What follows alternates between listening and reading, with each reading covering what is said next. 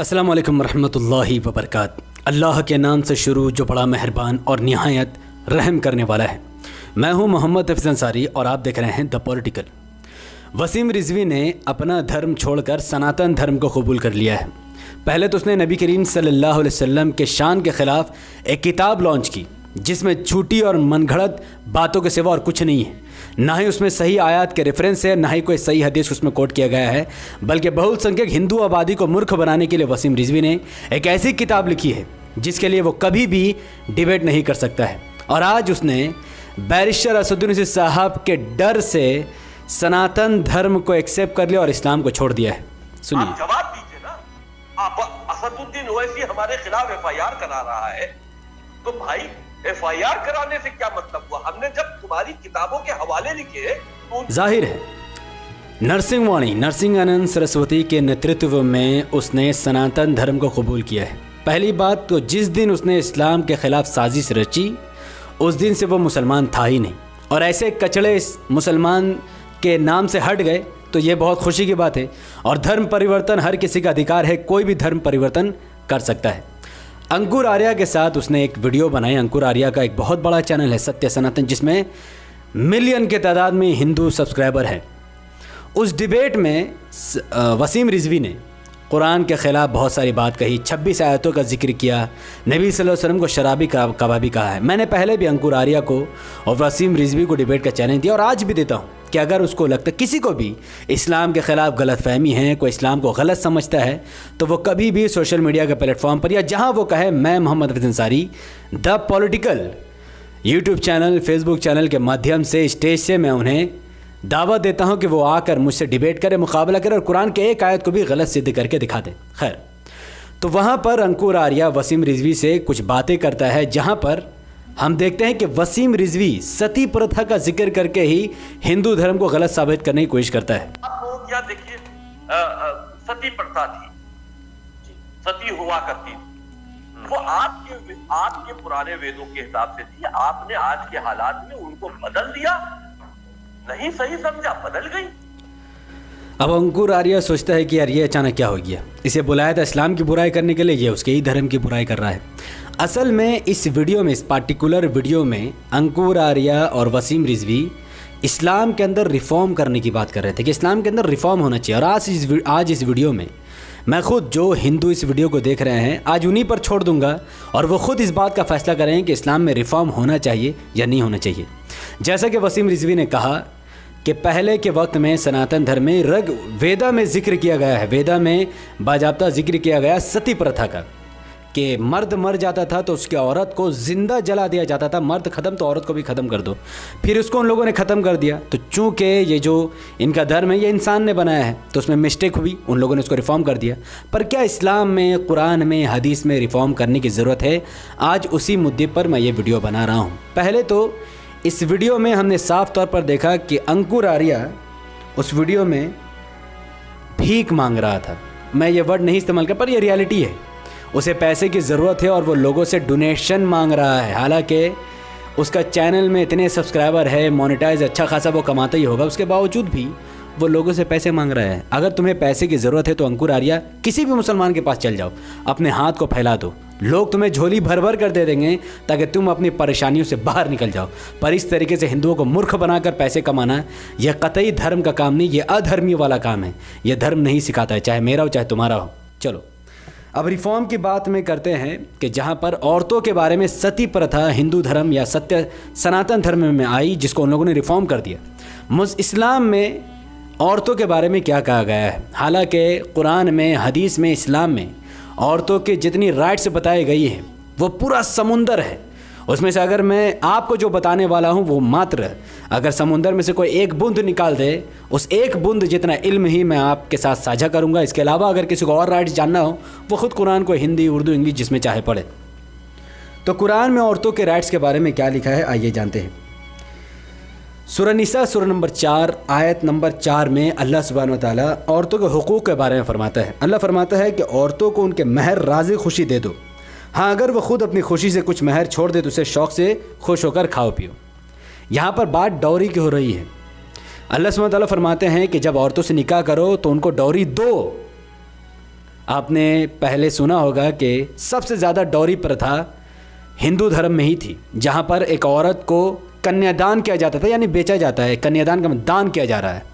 वहीं पर साथ में करोड़ों करोड़ों लाखों रुपए दहेज में लड़के को दिया जाता था। जबकि इस्लाम में है औरतों को दिन महर, यानी औरतों को डौरी दो, और ये औरतों के लिए राइट है, औरतों का राइट्स है ये कि जब वो किसी लड़का से शादी करेगी उस लड़के को कुछ अमाउंट औरत को देना होगा तभी ये शादी होगा, वरना विदाउट डौरी, विदाउट औरत को कुछ पैसे दिए जो उसका डिमांड हो उसके बिना शादी नहीं हो सकती।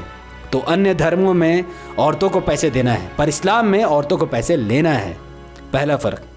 दूसरा, सूरह निसा के सूरह नंबर 4 आयत नंबर 19 में 3 बातों को अल्लाह सुब्हानहू व तआला ने लोगों को ध्यान में दिया। पहला कि औरतों को दूसरों के साथ निकाह करने से मत रोको।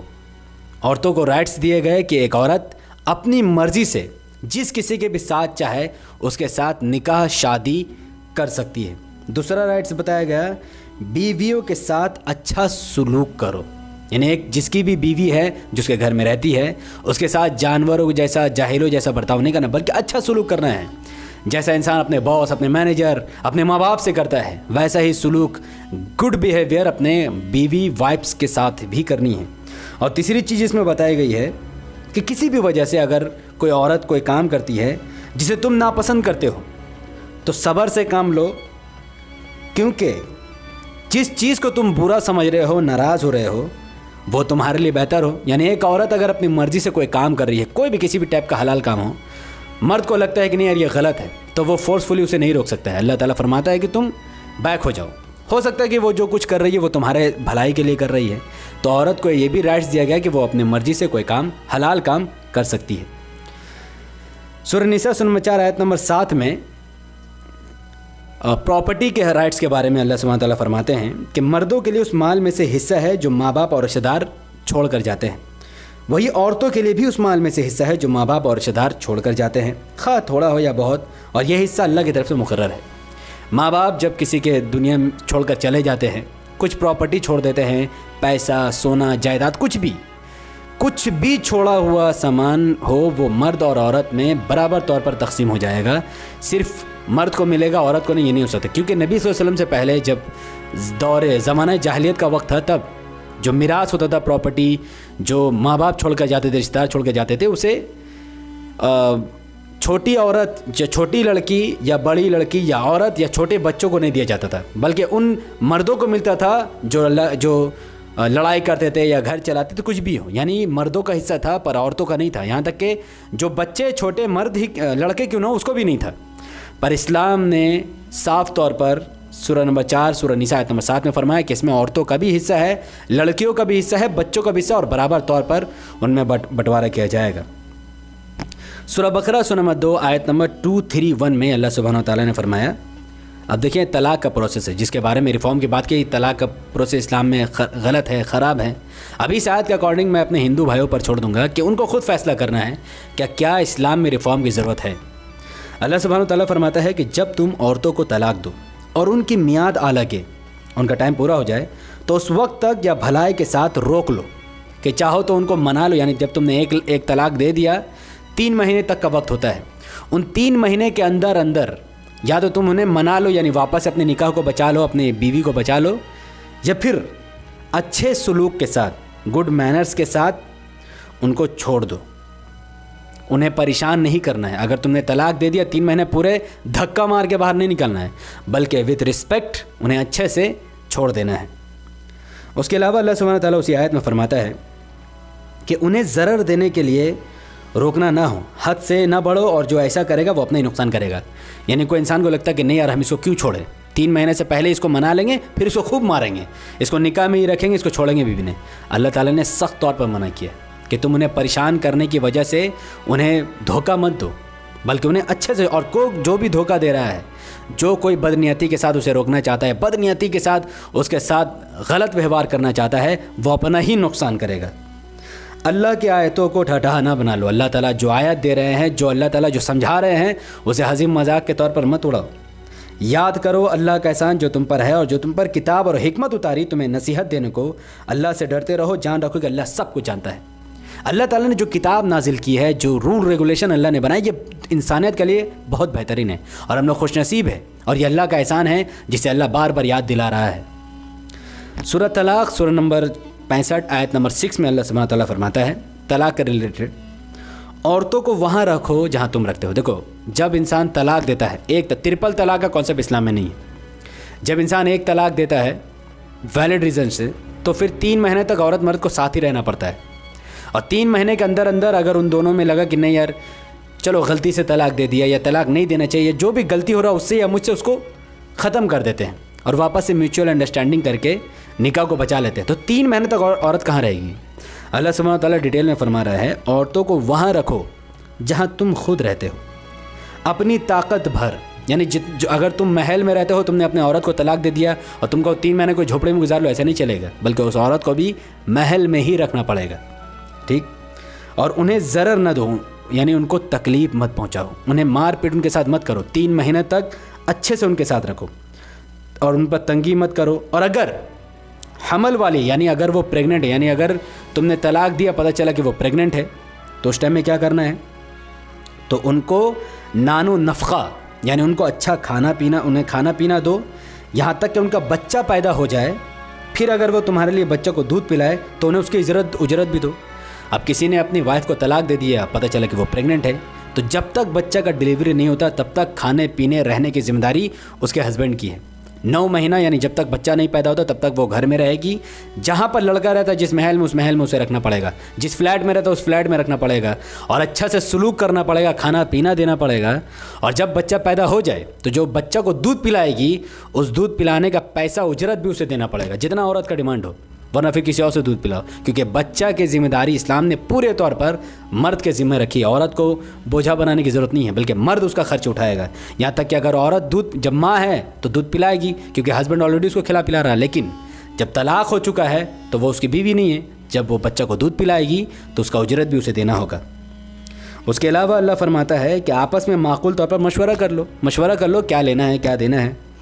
फिर अगर बाहम मुज़ायक़ा करो, दुश्वार समझो, तो करीब है कि उसे और दूध पिलाने मिल जाए। अगर औरत बोले नहीं मुझे और ज़्यादा पैसे चाहिए, अगर औरत भी आ जाए जुल्म में अपने आप में कि नहीं मुझे सोना चाहिए, चांदी चाहिए, तो अल्लाह फरमाता कोई बात नहीं, तुम किसी और से दूध पिलवा लो, कोई हर्ज नहीं है। सूरह तलाक़ सूरह नंबर 65 आयत नंबर 7 में अल्लाह सुब्हानहू व तआला फरमाता है कि खुशहाल आदमी खुशहाली के मुताबिक नफ़क़ा दे। अब सवाल पैदा होता है कि तलाक दे दिया किसी ने, अल्लाह ने तो फरमा दिया है कि जो घर में रहता है उसी घर में रखना है। अगर एसी वाला घर है तो एसी वाले में उसको रखो, गर्मी में नहीं चढ़ा सकते। अब जब खाने पीने की बात आई तो कैसा खाना देना है, तो अल्लाह ताला उसके बारे में भी डिटेल में फरमा रहा है कि खुशहाल आदमी अपनी खुशहाली के मुताबिक नफ़क़ा दे। यानी अगर वो बहुत अच्छा खाना पीना का शौकीन है, अल्लाह ने उसको बहुत पैसा दिया है, तो जो हाई क्वालिटी फूड वो खा रहा है, वैसे ही हाई क्वालिटी का खाना उसे अपनी बीवी को देना पड़ेगा जिसको उसने तलाक दिया है। 3 महीने तक वो अच्छे घर में रहेगी और अच्छा खाना भी उसे खिलाना पड़ेगा। और जिसको रिज़िक कम दिया गया, नहीं अगर कोई इंसान गरीब है, ज़्यादा अच्छा खाना पीना नहीं है, तो जैसा खाना वो खा रहा है, जो क्वालिटी का, उस क्वालिटी का खाना उसे अपनी बीवी को खिलाना पड़ेगा। अल्लाह ने जिसको जितना कुछ दिया है इससे ज़्यादा का वो उसे मुकल्लिफ नहीं करता। बाइद नहीं कि अल्लाह तंगदस्ती के बाद फ़राक। अल्लाह ताला फरमाता है कि अल्लाह ने जितना ताकत आपको दिया है उस ताकत के मुताबिक आप अल्लाह के रूल रेगुलेशन को फॉलो करो। अल्लाह ताला किसी को पर सख्ती नहीं करता। अगर कोई गरीब है, कोई तंगदस्ती है, किसी को परेशानी है और अल्लाह ताला के रूल रेगुलेशन को फॉलो करे तो अल्लाह ताला जल्द उसे उस परेशानी से बाहर निकाल देता है। तो ये तलाक का प्रोसेस बहुत शॉर्ट, कुछ आयत मैंने आपके सामने 5-6 आयत रखी है। एक इल्म का समुंदर में से एक बूंद इल्म मैंने आपके साथ शेयर की है। अब मैं आपसे पूछता हूँ कि आप खुद बताओ कि क्या इस्लाम में रिफॉर्म की ज़रूरत है? और जो लोगों का ये मानना है कि नहीं इस्लाम से बेहतर सनातन है, तो देखिए सनातन धर्म के बारे में जो मेजॉरिटी लोग मानते हैं, जैसे कि सनातन धर्म में 4 वेद, ऋग्वेद, सामवेद, यजुर्वेद, अथर्ववेद। वेदा में इंसानों के बारे में जो डिस्क्रिमिनेशन किया गया है वो लोगों से ढका छुपा नहीं है, जिसमें बताया गया है कि ब्रह्मा जो इनके खुदा हैं, चारों वर्ण ब्रह्मा के शरीर से उत्पन्न हुए हैं। ब्रह्मा के मुंह से ब्राह्मणों का जन्म हुआ, ब्राह्मणों को बनाया गया। ब्रह्मा के हाथ से क्षत्रिय को बनाया गया। ब्रह्मा के जांघ से वैश्य को बनाया गया और ब्रह्मा के पैर से शूद्र को बनाया गया है। ये तरतीब इंसानों की बनाई गई है। इसके अलावा जो भी ब्राह्मण पैदा हुआ वो सदा ब्राह्मण ही रहेगा, जो क्षत्रिय पैदा हुआ वो सदाबहार क्षत्रिय रहेगा, जो वैश्य पैदा हुआ वो सदाबहार वैश्य रहेगा, और जो शूद्र पैदा हुआ वो उसका पूरी नस्ल शूद्र ही रहेगी। इतना बड़ा डिस्क्रिमिनेशन। मैं आपसे पूछता हूँ, क्या कोई खुदा या वो परमेश्वर जिसने दुनिया बनाई है वो अपने लोगों में ऐसा डिस्क्रिमिनेशन कर सकता है? इसका जवाब होगा नहीं। हाँ, लोगों ने मिलावट की है। ये जो सनातन धर्म है ये भी इस्लाम का ही एक पार्ट है। मिलावट कर के इन लोगों ने अपने नियम कानून थोक दिए, इसीलिए अब इसकी मान्यता नहीं दी जा सकती है। अब इस्लाम अल्लाह का धर्म है जिसे लोगों को मानना चाहिए, जहाँ पर डिस्क्रिमिनेशन को पूरी तरीके से ख़त्म कर दिया गया है। अल्लाह सुब्हानहू व तआला सूरह अल-हुजुरात 49 आयत नंबर 13 में फरमाते हैं, या अय्युहन नासु इन्ना खलकनाकुम मिन ज़करिन व उन्सा।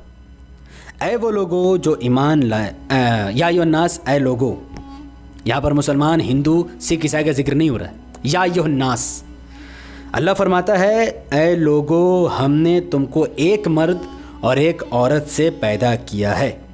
वजअलनाकुम शुऊबन व क़बाइल लितआरफू। अल्लाह फरमाता है फिर तुम्हारी कौमें और बिरादरियाँ बना दी ताकि तुम एक दूसरे को पहचानो। इन्ना अक्रमकुम इंदल्लाहि अत्काकुम। अल्लाह के नज़दीक तुम में सबसे ज़्यादा इज़्ज़त वाला वो है जो तुम्हारे अंदर सबसे ज़्यादा परहेज़गार है। इन्नल्लाह अलीमुन ख़बीर, यकीनन अल्लाह सब कुछ जानने वाला और ख़बरदार है। अल्लाह फरमाते हैं हमने तुमको एक मर्द और औरत से पैदा किया, फिर तुम्हारे अंदर बहुत सारे कबीले बना दिए, बिरादरी बना दी ताकि तुम एक दूसरे को पहचानो। और अल्लाह फरमाते इन सब में सबसे अच्छा कौन है? सबसे अच्छा अल्लाह फरमाता वो है जो परहेज़गार है, यानी जो भूखे को खाना खिलाता है, प्यासे को पानी पिलाता है, बुराई से दूर रहता है, चोरी चकारी से दूर रहता है, रेप जैसे बड़े बड़े क्राइम से दूर रहता है, एक अल्लाह की बात करता है और जितना ज़्यादा लोगों की मदद करता है, चाहे वो गोरा हो या काला, वो अमीर हो या गरीब, वो अल्लाह के नज़दीक सबसे अच्छा है। तो एक तरफ मियार है इस्लाम में कि सबसे अच्छा, सबसे अपर वो इंसान है जो लोगों के साथ भलाई करता है, और वहीं पर वेदा के हिसाब से सबसे अच्छा वो है जो पैदाइशी ब्राह्मण है, और सबसे ख़राब वो है जो पैदाइशी शूद्र है। तो अब फैसला आपको करना है कि आपको किस धर्म में रहना है। जहाँ तक बात अंकुर आर्या की है, मैं अंकुर आर्या को द पॉलिटिकल के मंच से, माध्यम से मैं इस्लाम की दावत देना चाहूँगा कि वो हिंदुओं को मूर्ख बनाना छोड़ दे। इतने बड़े चैनल खड़ा करके तुम पैसे कमा सकते हो, तुम हिंदुओं को मूर्ख बना सकते हो, अपने फॉलोअर गेन कर सकते हो, पर in the day of judgement तुम्हें जवाब देना होगा कि अल्लाह ताला ने तुम्हें सलाहियत दी है कि तुम किताब पढ़ सकते हो, तुम किसी और धर्म की किताब भी पढ़ते हो, जो भी है उस सलाहियत को सही राह में इस्तेमाल करो। बातें सच कहने की ताकत रखो, ना कि झूठ बात फैलाने की ताकत रखो। मैं अंकुर आर्या को इस्लाम की दावत देता हूँ कि वो ऐसे धर्म में आए जिसमें गोरा काला अमीर गरीब सबको बराबरी का अधिकार दिया गया, सम्मान दिया गया। नबी करीम सल्लल्लाहु अलैहि वसल्लम ने औरतों को काफ़ी इज्जत दी है। अल्लाह सुब्हानहू व तआला ने औरतों को बहुत राइट्स दिए हैं। दुनिया में बहुत सारे धर्म आए, उसमें मिलावट हुआ, फिर अल्लाह ने नबी भेजे, फिर लोगों ने मिलावट की, फिर अल्लाह ने रसूल भेजे, किताबें भेजी। जैसे जैसे रसूल जाते रहे वैसे वैसे लोग रसूल के जाने के बाद किताब में मिलावट करते रहे। फिर अल्लाह ने आखिरी नबी मोहम्मद सल्लल्लाहु अलैहि वसल्लम को भेजा, भेजने के बाद कुरान भेजा। उसके बाद क़यामत तक चूँकि अल्लाह ताला कोई नबी नहीं भेजने वाला, तो जो किताब है कुरान उसको अल्लाह ने महफूज कर लिया और उसमें कोई मिलावट नहीं कर सकता। और उस कुरान के अकॉर्डिंग अमीर हो या गरीब, काला हो या गोरा, या चाहे किसी भी नस्ल का इंसान हो, वो अल्लाह के नज़दीक एक बराबर है। और अगर कोई ऊंचा मकाम में जाना चाहता है तो उसे लोगों के साथ भलाई करना होगा और गलत कामों से रुकना होगा। तो अंकुर आर्या को भी इस्लाम कबूल कर लेना चाहिए और कुरान का सही मुताला करके हिंदुओं को सही बात बतानी चाहिए। और ऐसे हमारे जितने भी हिंदू भाई हैं उन सब को इस्लाम कबूल कर लेना चाहिए। और ऐसे धर्म को मानने का कोई फ़ायदा नहीं है जो डिस्क्रिमिनेशन सिखाता हो, या फिर अगर विथ ड्यू रिस्पेक्ट अगर किसी को लगता हो कि वो क्षत्रिय बनकर रहना चाहता है, वो ब्राह्मण बनकर रहना चाहता है, वो वैश्य या शूद्र बनकर रहना चाहता है, वो उनका अपना मर्जी है। अल्लाह ने इख्तियार दिया है, चाहे तो वो अच्छा रास्ता अपनाए या चाहे तो वो कोई दूसरा रास्ता अपनाए, उनकी अपनी मर्ज़ी है। मैं किसी भी धर्म को ख़राब या गाली गलौज नहीं करता, बल्कि आपको दावत दे सकता हूँ कि आप इस्लाम में आए जहाँ पर बराबरी का अधिकार हो। इस वीडियो को लाखों लोगों तक पहुँचाने के लिए यूट्यूब का एल्गोरिथम कहता है, समझिए बात को, यूट्यूब का एल्गोरिथम कहता है कि जब किसी वीडियो पर लोग ज़्यादा लाइक करते हैं, उसके लिंक को व्हाट्सएप, फेसबुक, इंस्टाग्राम में शेयर करते हैं, अपनी बातों को कमेंट पर रखते हैं, यूट्यूब ऐसे वीडियो को लाखों लोगों तक पहुंचा देता है। और हमारा मकसद क्या होता है कि हम लाखों लोगों तक इस्लाम की दावत को पहुंचा दें, ताकि जो भटके हुए लोग हैं, जो गलत काम में मुलविस हैं, वो सही रास्ते पे आ जाए और लोगों के लिए, इंसानियत के लिए भलाई का कार्य करें। तो इसीलिए इस वीडियो को लाखों लोगों तक पहुंचाने के लिए लाइक कीजिए, इसके लिंक को व्हाट्सएप, फेसबुक, इंस्टाग्राम में शेयर कीजिए, अपनी बातों को कमेंट पर रखिए कि आप वसीम रिजवी के लिए, असदुद्दीन ओवैसी साहब के लिए, जिन्होंने वसीम रिजवी के खिलाफ एफआईआर दर्ज की, और अंकुर आर्य के लिए क्या कहना चाहेंगे। जो हिंदू इस वीडियो को देख रहे हैं, मैं उनसे पूछता हूं, कितना कुछ देखने के बाद क्या आपको लगता है कि इस्लाम को रिफॉर्म की ज़रूरत है या पूरी दुनिया को इस्लाम अपनाने की ज़रूरत है? आप अपनी बात कमेंट पर रख सकते हैं। हमारे यूट्यूब चैनल द पॉडिकल को सब्सक्राइब कीजिए, बेल आइकन को हिट कीजिए। अगर आप इस वीडियो को इस वक्त फेसबुक चैनल द पॉडिकल न्यूज़ पर देख रहे हैं तो इसे कम से कम 5 से 6 बड़े बड़े ग्रुप में शेयर कीजिए। अपने माँ, बाप, भाई, बहन, जितने भी आपके और भी नॉन मुस्लिम या मुस्लिम दोस्त हैं, उन तक इस वीडियो को पहुंचाकर इस्लाम का सही पैगाम फैलाने की कोशिश में मेरा साथ दीजिए। अस्सलाम वालेकुम रहमतुल्लाहि व बरकात। अल्लाह की सलामती, रहमत, बरकत आप तमाम भाई और बहनों पर हो। मैं अल्लाह भी पीस अपॉन अस।